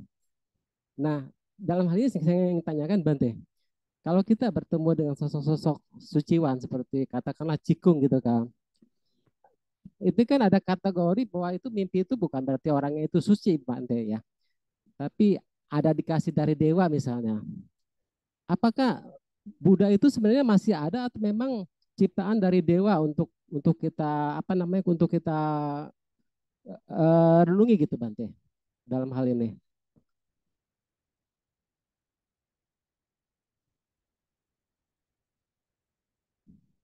Jadi pertanyaannya apa? Jadi kalau kita bermimpi atau katakanlah dalam meditasi kita bertemu dengan sosok Buddha seperti tadi Buddha Cikung. Jadi harusnya kita apakan gitu? Apakah sebagai renungan atau memang Oh, memang bagaimana atau memang ciptaan dewa yang diberikan pada kita atau bagaimana gitu, sosok yang lampau tiba-tiba bisa muncul di hadapan kita di kehidupan saat ini gitu. Baik, saya jadi ingat nasihat Buddha tentang ada banyak fenomena-fenomena di dunia ini yang di luar kekuatan mata kita bisa melihat. Ada gejala-gejala fenomena yang bersifat spekulasi, ya. Buddha menasihatkan para murid-muridnya untuk jangan menghabiskan waktu pada hal-hal demikian, ya. Memang kitab suci ada menyebutkan tentang neraka, tentang surga, ya, sana sini, ya, tentang dewa, ya, makhluk halus, ya, yang kelaparan, yang mana-mana. Memang ya, kalau saya sendiri memang percaya, ya, percaya, punya keyakinan apa yang disebutkan ada. Tapi kalau Anda tanya saya, coba Bante tolong buktikan ya. Ah, ini I'm sorry. Ya. Memang ada fenomena-fenomena atau catatan-catatan tertentu yang memang kita tidak bisa buktikan secara persis, tapi kita punya sadar terhadap hal itu. Kalau Anda tidak yakin juga tidak apa-apa, karena masing-masing orang bisa dengan sikap yang berbeda merespon informasi demikian, ya. Makanya Buddha lebih menyarankan tentang contohnya pelatihan pikiran, ya. Bagaimana bisa berucap dengan penuh kasih sayang, ya. Bahasa sopan, bersahabat. Bagaimana berucap menjadi lebih jujur, ya. Bagaimana punya tindakan yang lebih baik, ya, penuh kasih sayang. Bagaimana membangkitkan pikiran karuna, ya, atau eh, welas asih gitu. Saya rasa itu lebih lebih penting, ya, daripada suatu yang contohnya mimpi, oh Bante saya mimpi ini gitu, ya, apa tafsirnya mimpi ini, ya, apakah itu datang dari dewa dewi apa, ya. Nah, itu bagus sekali nasihat Buddha tentang hal-hal spekulatif itu. Sudah tidak usah terlalu banyak waktu, ya, tapi manusia ini paling hobi kalau yang bersifat spekulasi, ya. Cheat gue bicara setan kelaparan, ya. Terus belum lagi terpengaruhi oleh budaya Tionghoa, ya. Katanya setahun sekali cheat gue, ya. Cheat gue itu cheat itu 7, ya. Gue itu bulannya. Bulan 7 katanya pintu neraka dibuka, ya. Ini berdasarkan legenda atau kepercayaan orang Tionghoa, ya. Bahwa pintu neraka dibuka, lalu setan-setan atau roh-roh halusnya itu pergi kia-kia, ya. Pergi jalan-jalan. Cuma boleh sebulan aja, ya. Nanti setelah sebulan gimana? Mereka diusir balik ke dalam neraka lagi. Yang mereka kalau udah keluar dari neraka, mana mau dia balik ke neraka lagi. Disiksa-siksa katanya. Bisa jadi dia langsung kabur aja, ya. Ya itu adalah budaya-budaya lah, ya, yang kebenarannya saya tidak tahu secara persis, ya. Memang itu mengalir, ya, dan banyak bercampur dengan agama Buddha. Makanya pun muncullah ya Patidana lah, Cautu lah, apa pelimpahan jasa apa macam-macam, ya. Terus dengan ada juga cerita-cerita dalam kitab Mahayana contohnya, ya, bagaimana Bante Moggallana menyelamatkan ibundanya, ya, di apa Yulan Pencing, ya. Yulan Pen itu Ulambana, ya, Ulambana Sutra, ya. Di Pali kayaknya tidak ada, ya, sutra itu, ya. Kisahnya nggak tahu ada nggak, ya. Soalnya ada juga, ya, mungkin di judul yang berbeda, ya. Di situ disebutkan itu ibunda dari Bante Moggallana itu ini suka makan daging, suka membunuh katanya. Jadi setelah meninggal dunia, akhirnya disiksa. Jadi dengan kekuatan supranatural Bante Moggallana, beliau melihat ke dalam neraka. Dia cari ibundanya terlahir kemana. Memang akhirnya ya nggak bisa ditolong. Lalu Buddha menyarankan ya kekuatan baca doa, ya, pelimpahan jasa itu bisa ikut meringankan, ya, penderitaan ibundanya, ya. Nggak banyak yang bisa kita lakukan sebenarnya. Tapi pelimpahan jasa bisa. Makanya muncul tradisi pelimpahan jasa, ya, Patidana lah, upacara apa ya, Fahoy gitu, ya, untuk pelimpahan jasa untuk orang-orang yang telah meninggal, ya, dengan menyebutkan namanya, berdana, berbuat baik, ya, pelaksanaan sila semuanya bisa, ya. Lalu Anda tadi bicara Qigong, ya. Kalau Anda bicara Cikung sebetulnya apakah ini orang yang sama saya juga tidak tahu ya karena yang namanya legenda cerita-cerita zaman dahulu kadang campur sana campur sini ya. Tapi memang ada catatan yang menyebutkan Cikung ini sebetulnya sebelum dia disebut sebagai Cikung dia adalah seorang biksu ya. Namanya Tao Chi ya. Tao Chi Chansi ya. Dia seorang meditator hebat ya. Lalu entah gimana ceritanya akhirnya dia bilang dia ini suka melanggar Winaya ya. Karena Winaya tradisi Mahayana jelas-jelas disebutkan apa berlatih vegetarian ya. Terus juga tidak mengkonsumsi alkohol ya. Ya, jadi beliau ini malah minum alkohol ya. Terus makan daging ya kemana-mana ya. Memang sih satu sisi ini ya agak jelek lah ya. Masa dalam Vinaya bilang apa tidak mengkonsumsi alkohol tapi dia malah minum alkohol sampai mabuk-mabuk ya. Cuma memang ada beberapa kisah yang menyebutkan karena pencapaiannya tinggi ya, daging sama alkohol lewat aja katanya. Tidak memberikan efek ya. Tapi seberapa benar cerita ini saya tidak bisa pastikan ya karena memang ada catatannya seperti itu. Dan justru dia ini punya kemampuan menyembuhkan orang ya, memberikan dharma ya dengan cara yang unik ya. Tapi nggak semua orang bisa begitu lah ya. Coba suruh saya minum alkohol ya nggak sanggup saya, mabuk saya. Kalau mabuk ya ucapan saya udah nggak bener. Jadi benar kan menghindari alkohol itu benar kan? Ya. Ya. Jadi Cikong ini termasuk legenda yang sangat dihormati lah ya. Kalau mau ikuti ya ikuti nasihatnya ya, ikuti dharmanya yang diajarkan. Urusan minum alkohol sama makan daging ya udah jangan diikuti itu. Nah, saran saya ya, udah itu jangan diikuti ya. Tapi kalau misalnya Anda merasa oh ini biksu nggak beres ini, minum alkohol, makan daging, terus bikin keonaran, ya sudah, nggak usah diikuti itu ya. Biksu kan banyak ya, karena biksu-biksu yang luar biasa banyak ya. Contohnya di dalam tradisi saya ada biksu yang sangat luar biasa, namanya Huineng ya. Liu Zu Huineng, sesepuh keenam Huineng ya, itu hebat, luar biasa. Ada master-master yang hebat ya, contohnya Master Linci ya, dari apa apa perguruan Rinzai ya. Kalau di Jepang sebutnya perguruan Rinzai ya. Ada itu hebat juga itu guru-guru master hebat. Kalau misalnya Anda tidak bisa nyambung sana ya udah nyambung ke guru-guru yang lebih lebih terdahulu ya. Contoh ya, di dalam kitab suci banyak disebutkan guru-guru yang hebat ya, murid-murid budaya apakah Bante Ananda, Bante Sariputra, Bante Mahakasyapa ya, Bante Yasa, Bante siapa lagi ya yang apa Mahakacayana ya atau biksuni ya biksuni banyak itu hebat-hebat itu biksuni Kema ya Pajapati Gotami ya biksuni ya saudara ya itu banyak itu catatan-catatan hebat-hebat itu ya tergantung ini ya jadi guru-guru besar itu juga bisa menjadi panutan inspirasi buat kita juga ya oke ya semoga sedikit menjawab ya terima kasih Oke, ya oke. Terima kasih banyak Bante. Sadu, sadu, sadu. Ya, Terima kasih. sadu, Lucy. sadu, sadu. Terima kasih, Romo. Terima kasih, Bante, atas jawabannya. Di sini ada pertanyaan di kolom chat, saya izin bacakan, Bante. Bante, kalau join kelas kayak gini, tapi kitanya sambil ngerjain sesuatu yang lain. Ini tadi saya sambil nyuci baju di kosan.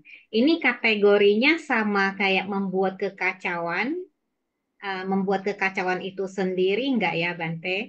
Lalu apakah sebuah pembenaran juga kalau saya bilang daripada dengerin, enggak dengerin Dhamma sama sekali? Seperti itu Bante. ya itu pertanyaannya sudah dijawab itu ya sebetulnya ya kalau nasihat Buddha ya bilang kalau mendengarkan Dharma ya kita berhentikan semua kerjaan lain, kita fokus mendengarkan Dharma ya. Jadi Dharma yang masuk itu bisa lebih komplit ya. Kalau Anda membuat kekacauan ya Dharma barangkali bisa masuk juga. Ya, tapi ya masuknya segitu aja, sesuai dengan yang seberapa Anda tangkap, karena banyak kekacauan yang lain. Ya. Tapi sebetulnya sambil mendengarkan Dharma, kekacauan juga terjadi ya. Bisa jadi Anda memikirkan ini, ono ini ya, sana sini ada pikiran, itu juga ada kekacauan. Ya, seberapa besar kekacauannya, seberapa banyak dia menghalang Dharma yang masuk, ya, masing-masing berbeda ya. Tapi ada orang yang duduk dengan tenang di depan komputer mendengarkan Dharma, ya. Tapi sambil ngantuk-ngantuk ya, dia tidak cuci baju ya, dia tidak apa ngerjakan yang lain, dia tidak sedang masak, tapi dia banyak ngantuk-ngantuk ya. Tapi yang cuci baju sambil cuci baju ya, dengarnya juga cukup banyak. Ya, yang cuci baju itu juga nyedotnya banyak gitu. Ini kan suatu yang sangat tidak bisa saya bilang dengan pasti. Tapi kekacauan ya benar ya. Ada kekacauan yang datang dari luar, ada juga banyak kekacauan atau penghalang datang dari dalamnya, ngantuk, banyak pikiran, banyak komentar ya. Atau sambil mendengarkan tapi balas WA gitu kan. Ya bisa juga ya. Ya itu masing-masing lah ya. Semoga apapun Anda ya, kekacauannya banyak atau sedikit, nyuci baju atau enggak ya, membalas WA atau tidak ya, semoga Anda menyerap sebisa-bisanya yang Anda bisa serapkan ya. Jadi ujung-ujungnya nggak usah bikin pembenaran ya. Jadi Anda berusaha sebaik-baiknya menyerap ya. Kalau Anda mendengarkan dengan konsentrasi tanpa mencuci baju ya seharusnya Anda menyerapnya bisa lebih banyak, bisa lebih menghayati ya. Tapi saya juga nggak akan menyalahkan Anda. Barangkali pakaian Anda sudah habis, terpaksa harus sambil mendengarkan Dharma sambil menyuci gitu. Ya wes ya, ya nggak bisa saya bilang salah atau benar. Dan nggak usah pembenaran juga ya, karena dengan demikian juga Anda ada dapat manfaatnya ya. Daripada sambil cuci baju sambil ngoceh-ngoceh, malah ini bikin jejak karma jelek ya. Oke lah ya, semoga sedikit membantu ya tentang mencuci baju. Siapa tahu sambil cuci baju dapat pencerahan ya. Wah, ini baju saya jadi bersih ya. Berarti pikiran saya juga harus bersih nih habis mendengarkan Dharma gitu kan. Ada itu loh. Saya ada baca beberapa kisah ya. Katanya ada bikuni yang pergi pindah patah ya. Jadi biku pindah patah, bikuni juga pindah patah. Jadi saya ada baca kisah di mana disebutkan ada bikuni yang pergi pindah patah. Habis pindah patah, kalau para bante, biku-bikuni zaman dahulu kan nyeker ya. Nyeker artinya dia nggak punya alas kaki. Jadi ketika dia pergi pindah patah, kakinya itu kotor. Setelah pindah patah, pulang ya mungkin ke tempat yang agak kotor ya. Jadi ketika dia pulang ke kutinya, ya kakinya itu kotor, ya. Jadi ketika melihat kakinya kotor, dia nggak kesal, dia malah melihat kaki saya kok kotor sekali ya. Ya. Oh, karena tadi saya melewati daerah-daerah situ yang kotor sekali, sehingga ketika saya pulang kaki saya kotor sekali, penuh dengan noda ya, penuh dengan kotoran, penuh dengan aroma tidak sedap. Lalu dengan penuh kasih sayang, dengan penuh karuna, dengan penuh pengertian, ya, penuh kebijaksanaan, dia membersihkan kakinya pakai air. Dia siram, dia bersihkan. Ketika dia menyirami apa kotoran di kakinya, ketika dia membersihkan kakinya, tiba-tiba dia mencapai arahat. Tuh, cuman membersihkan kaki mencapai arahat ya. Siapa tahu teman tadi ya, sambil mencuci pakaian tadi ya, mencapai apalah kesucian. Sadu, sadu, sadu. Bagus, Bisa bagus. itu. Oke ya. Ya, luar biasa. Sadu, sadu, sadu. Semoga menjawab ya, Brother Tansil ya. Baik, selanjutnya apa ada lagi yang ingin bertanya? Baik, silakan di sini Pak Heri sudah raise hand. Silakan Pak Heri. Ya, terima kasih Bu Lucy. Saya panggilnya Sufu ya atau Bante. Ya, boleh, boleh suhu, boleh bante. Jadi pakai Amitopo Suhu. Boleh amitofo. Ya, sedikit mengulang sih. Tadi yang awal itu mungkin yang ketika Sang Buddha baru pertama kali mencapai pencerahan, kalau tidak salah ingat ya, sepertinya namanya Asaji, yang nanti bisa jadi muridnya Sang Buddha juga sih. Karena kan pertama kali Buddha sudah menyampaikan, saya Buddha. Tapi karena mungkin belum siap batin, oh Buddha ya, ya sudah dilewati. Tapi nanti di sela-sela perjalanan ketemu lagi, baru batinnya terbuka. Oh, jadi murid gitu. Kalau nggak salah Asaji sih, Asaji kalau nggak salah. Jadi mungkin ya kadang kita juga gitu sih. Kadang dikasih ajaran yang sama, tapi penangkapan yang pertama sama penangkapan yang selanjutnya bisa beda. Misalnya kita lagi baca buku aja deh. Baca buku pertama kali sama baca buku yang udah diulang-ulang, pemahaman kita kan jadi, wah makin baca makin begini ternyata pemahamannya. Sama mungkin perjalanannya seperti tadi. Asadi pertama kali dikatakan saya Buddha loh. Oh ya Buddha ya sudah lewat saja. Begitu udah ketemu kedua kali malah jadi murid. Kemudian saya ingat juga tentang nyuci baju gini, tapi ini bagian biku. Ada namanya satu biku itu ya pada akhirnya mencapai arahat namanya Culapantaka. Jadi Culapantaka ini seorang biku yang pelupa. Ingat awal, tengah, akhir nggak ingat lagi. Ingat tengah nanti awal akhir nggak ingat lagi. Ingat akhir, awal sama tengah nggak ingat gitu. Tapi Buddha malah nyarankan, aduh ini kalau nggak ingat berarti nggak bisa dikasih menghafal syair. Jalannya cuma dikasih sapu tangan, lap kotoran sambil ranco haranang, singkirkan debu gitu. Yang jadi pertanyaan saya begini, kenapa bisa ya? Padahal kalau dibilang-bilang ibu rumah tangga itu tiap hari nyuci, tiap hari ngepel, tiap hari nyapu, kok nggak mencapai arahan gitu ya. Terus apa ya? Apa sih penyebabnya? Apa bedanya gitu jadinya? Pertanyaan saya. Terima kasih. Baik ya, terima kasih ya. Kalau tentang Asaji saya kurang kurang tahu ya. Nanti silakan diperiksa lagi ya. Lalu setiap orang itu punya bawaan ya. Artinya kita bawa modal masing-masing.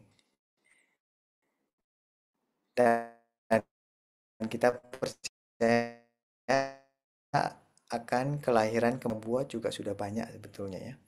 Dan kematangannya ya kapan matang duluan ya. Ini yang masih misteri ya. Kematangan karma ya. Banyak loh ya, contohnya pas di masa COVID ya, orang pikir dia bisa meninggal dunia atau mati ya gara-gara COVID, ternyata tidak ya. Ada orang yang merasa sehat, segar ya, tiba-tiba kena COVID, ya bisa aja meninggal dunia karena banyak faktor ya. Jadi faktor-faktornya sih banyak. Lalu orang yang mau mencapai pencerahan juga ada faktor-faktornya ya. Kalau yang kisah Cula Pantaka tadi memang kondisi-kondisinya dia sudah cukup menunjang untuk mencapai pencerahan ya. Tinggal Buddha kasih dorong sedikit lagi ya, sehingga pencerahannya bisa terjadi. Jadi pencerahan itu sebetulnya tidak punya korelasi terlalu kuat dengan kepintaran.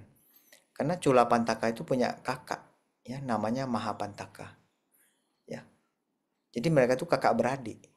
Satu namanya Mahapantaka, maha besar ya. Cula itu kecil. Si Pantaka kecil sama Pantaka besar. Mahapantaka ini intelijen ya, pintar, jenius. Bisa menghafal, semuanya bisa. Mengingat kitab dengan baik ya. Semua dia suta ya, dia pelajari dengan bagus dan bisa mengingatnya. Tapi dia tidak bisa mencapai pencerahan secepat Cula Pantaka. ya malah Culapantaka yang dianggap bodoh ya. Karena Mahapantaka ini sangat sayang sama adiknya, makanya dia bawa adiknya juga ikut jadi biku ya, memohon-mohon agar Buddha menerimanya. Awalnya sih ada beberapa yang keberatan ya, karena desa itu tahu ini Culapantaka ini orang bodoh katanya. Buddha jangan mau terima orang bodoh, nanti martabat Buddha turun gara-gara menerima orang bodoh. Karena apa diajarin satu kalimat dia lupa ya. Jadi ada beberapa biku senior itu melarang. Tapi Buddha Buddha tahu bahwa semua orang punya potensi untuk mencapai arahat. Semua orang punya potensi ya. Kalau dikasih sesuatu yang cocok dan sesuai dia bisa ya mencapai ya. Makanya Buddha menerima. Walaupun akhirnya Mahapantaka agak kesel ya. Kesel dan kecewa karena dibully. Bully itu tidak hanya di zaman sekarang saja. Di zaman Buddha juga dibully itu Culapantaka ya. Dibully, ini kakaknya pinter tapi adiknya itu parah gitu kan. Jadi dibully terus sama orang-orang lain. Ya, dia bilang ini udahlah diusir aja nih. Bikin malu aja masa jadi murid Buddha tapi kayak gini ya. Akhirnya dia sedih, dia pergi ke hutan ya. Lalu Buddha bertemu dengan Culapantaka baru kasih oke lah. Karena kondisi Anda demikian, kamu latihannya ini aja ya. Jadi latihannya cocok sama Culapantaka, kondisinya mateng. Buddha memberikan cara yang tepat buat dia sehingga dia malah mencapai arahat terlebih dahulu. Semua orang jadi kaget. Ini yang pinter belum capai arahat ya. Jadi jangan lihat saya ya. Jangan kira-kira oh nih Bante udah doktor, ini udah PhD, capai arahat duluan. Enggak. Dokter itu nggak nggak menjamin pencapaiannya ya. Tapi pencapaian gelar doktor sesuai dengan institut dan universitas ya itu saya udah capai. Tapi untuk mencapai kesucian, penerangan, pemahaman lebih dalam nggak bisa jamin juga gitu. Ya, orang yang tidak punya gelar doktor bisa aja capai kesucian duluan karena apa dia rajin, dia lakukan dengan benar, karma baiknya matang cukup ya. Lalu dia melakukan dengan cara yang benar ya. Buktinya Mahapantaka yang katanya sudah ya selevel sama profesor ya, belum capai arahat. Adiknya yang dianggap SD aja nggak lulus tapi capai arahat duluan. Pikirannya langsung terbuka gitu kan. Ya, jadi spiritual tuh kadang-kadang nggak bisa diukur dari gelar ya. Mau doktor, sarjana atau magister ya, atau pinter atau tidak pinter. Karena banyak orang merasa minder, aduh saya nggak pinter, saya nggak mau jadi penganut umat Buddha karena belajar agama Buddha itu susah, harus ngapal ini dan itu, harus orang pinter. Enggak juga. Semua orang ya, tidak lihat dia pinter nggak pinter ya. Semua orang punya potensi untuk mencapai kemajuan batin, kemajuan spiritual, mencapai arahat bisa. Ya, saya rasa itu aja cukup kali ya. Udah mungkin waktunya juga udah habis kali ya. Udah setengah 10 ini. Baik, Bante. Sadu, sadu, sadu. Semoga menjawab ya, Pak Heri. Mungkin sudah apa ada lagi satu pertanyaan terakhir? Jika tidak ada, Ya, tambahkan aja lah. Satu lagi aja. Ya, yang ingin saya tambahkan ya, benar sih, Su. Pandangan orang terhadap Buddha beda-beda. Terdahulu itu pernah ada sampai sepasang orang tua menganggap Buddha itu sebagai anak. Lalu kan murid-murid Buddha bingung. Loh, bukannya orang tuanya itu adalah Raja Suddhodana dan Ratu Mahamaya yang sudah wafat, meninggal gitu. Ternyata disampaikan oleh Sang Buddha, benar, bisa saja bahwasanya dia adalah orang tua saya, tapi dari masa yang terdahulu itu. Oh, baru pahamlah murid-murid Sang Buddha gitu. Jadi kalau ada mungkin terjadi di saat ini gitu menganggap apa walaupun nggak kenal sama kita gitu kan kok kayaknya kamu itu anak saya deh gitu kan. Ya nggak usah kaget, nggak usah kaget gitu. Oh iya, iya, gitu aja deh. Mungkin begitu ya tangkapannya suatu gimana ya? Saya juga bingung sih. Terima kasih. Ya biasanya biar nggak bikin kaget ya kita jangan diomongkan ya. Takut nanti orang kaget bisa jadi atau nanti dianggap malah kita ini ada konslet di otak gitu. Karena nggak semua orang siap mendengarkan yang demikian ya. Ada orang yang siap mungkin dia biasa-biasa aja ya. Tapi ada orang yang tiba-tiba kaget ini orang kenapa nih? Apakah konslet atau error ya? Jadi hal-hal demikian biasanya kita lebih selektif lah ya sama siapa ya. Biar tidak mengganggu. Kadang-kadang bisa mengganggu orang lain itu. Ya, kita jangan sampai mengganggu ya. Walaupun apa yang kita ucapkan tidak ada sesuatu yang salah-salah banget ya atau benar-benar banget. Ya, kita mungkin boleh lebih hati-hati aja lah ya. Oke ya, saya rasa cukup kali ya. Baik, terima kasih Bante. Sadu, sadu, sadu. Mungkin Romo Mewah, next time kita akan lanjut lagi ya untuk sesi Q&A-nya. Iya. Baik. Sebelum kita akhiri kelas pada malam hari ini, saya mengundang Bante untuk memberikan pesan pada kita terkait dengan materi pada malam hari ini. Silakan Bante.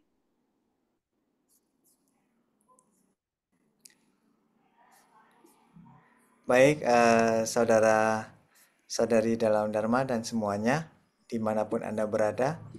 Pertama-tama sangat terima kasih ya Anda hadir meluangkan waktu untuk mendengarkan Dharma, berdiskusi, bertanya, dan eh, pelajaran yang sangat berharga yang saya sendiri dapatkan adalah ternyata kita sendiri banyak membuat penghalang-penghalang ya, keberatan-keberatan penghalang secara kurang terampil dan kurang sadar ya. Ketika kita menjadi lebih sadar, halangan-halangan tersebut akan berkurang dan bahkan tidak ada lagi. Dan saya juga menjadi lebih sadar bahwa untuk mendengarkan Dharma ya, walaupun saya membabarkan Dharma, tapi saya juga sekaligus mendengarkan ya. Dan manfaatnya adalah saya juga mendapatkan pemahaman yang lebih dalam. Lalu dari interaksi beberapa pertanyaan ya, itu juga membuat saya lebih paham tentang situasi-situasi kita yang ada pada saat ini dan bagaimana bisa mendapatkan manfaat lebih besar dari mengajarkan Dharma dan mendengarkan Dharma. Dan mohon ingat ya beberapa nasihat dari Buddha di eh, kitab tersebut ya. Jadi kita menghindari ya membantah ya, mengurangi noda pikiran ya. Jangan punya keinginan ya ketika berbicara atau sesuatu ingin menyerang orang lain karena dia akan membuat kekacauan dalam pikiran, bikin kekesalan sehingga dharma tidak bisa dimengerti dengan baik. Ya, untuk mengerti dharma dengan baik, marilah kita sama-sama menciptakan kondisi yang baik, ya, pikiran yang tenang dan damai, ya, pikiran yang hadir di saat ini, sehingga dharma yang dibabarkan memberikan manfaat, meninggalkan jejak-jejak, ya, yang bagus dan bajik buat Anda berbuat baik, mengakumulasi karma baik, dan membuat kondisi-kondisi matang untuk terus melanjutkan perjalanan kita menuju penerangan. Ya, terima kasih. Sadu, sadu, sadu. Sadu, sadu. Terima kasih, Bante. Bante, saya mewakili seluruh sahabat Dhamma yang ada di sini. Memohon maaf jika ada pikiran, ucapan, ataupun perbuatan yang salah pada Bante. Baik, untuk selanjutnya kita akan melakukan pelimpahan jasa atas kebajikan yang telah kita lakukan sepanjang hari ini, termasuk pada malam hari ini kita telah mendengarkan Dhamma. Saya kembali mengundang Bante untuk memimpin pelimpahan jasa. Silakan Bante.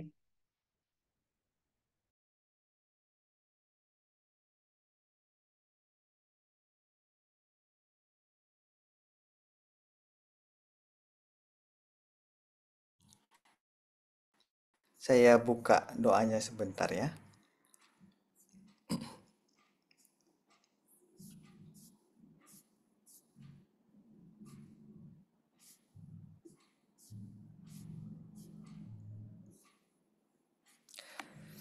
Saudara-saudari dalam Dharma, mari kita beranjali. Saya akan membacakan syair pelimpahan jasa.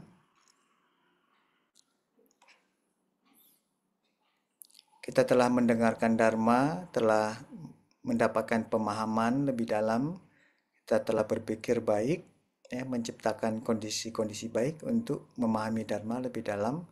Marilah kita limpahkan semua kebajikan ini kepada kedua orang tua, kepada sanak famili, apakah mereka yang masih berada dengan kita atau mereka yang sudah tiada lagi. Semoga mereka selalu dalam keadaan tenang, damai, dan bahagia. Sehari telah berlalu, usia telah berkurang, bagaikan ikan kekurangan air. Sungguh tiada kebahagiaan. Wahai para sahabat dan komunitas, berupayalah sekarang juga, seperti memadamkan api di kepala.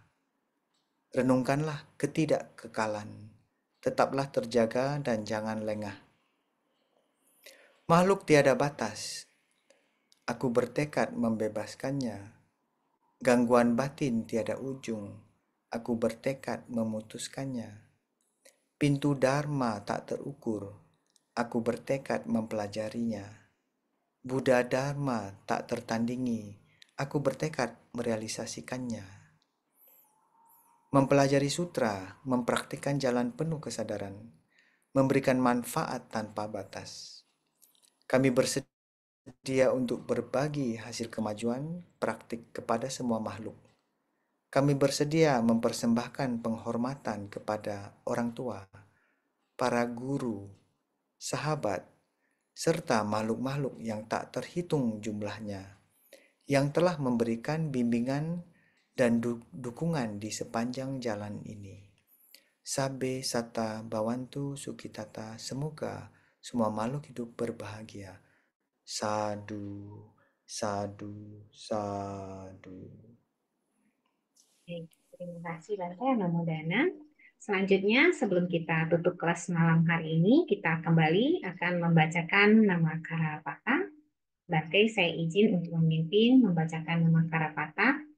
Mari dengan sikap tangan beranjali, kita sama-sama membacakan nama Karapata.